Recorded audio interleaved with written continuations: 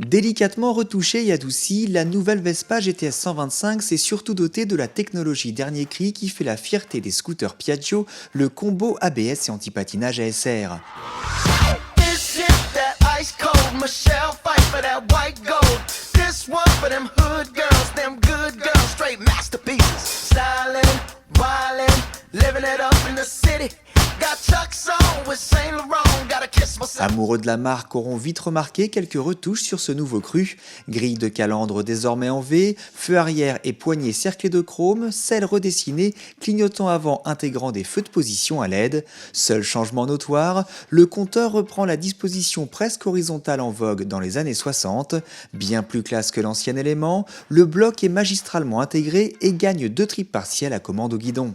Aucune évolution côté pratique, nous retrouvons un coffre à ouverture électrique acceptant uniquement les casques de mid-jet. Pas ridicule en longueur, le compartiment manque hélas de profondeur. Cette lacune est compensée par la présence d'un plancher presque plat, une petite boîte à gants pour de menus objets où l'on trouve une prise USB et une trousse à outils plutôt bien fournie.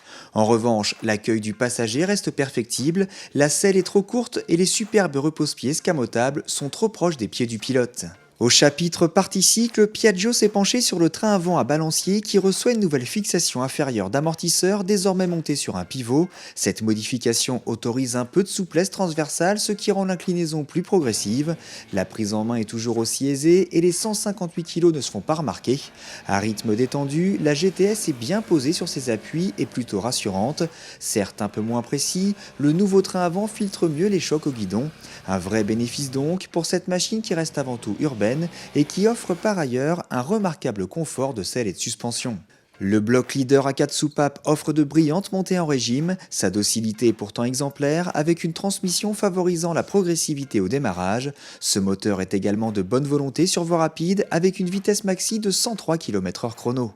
Moins évident en 125 cm3 que sur les blocs de grosse cylindrée, l'intérêt de l'antipatinage ASR est vite prouvé sur mauvais revêtement. De son côté, le freinage présente le feeling à la fois dur et spongieux typique de l'ABS Continental qui équipe les scooters Piaggio. La puissance est pourtant là et tout à fait suffisante.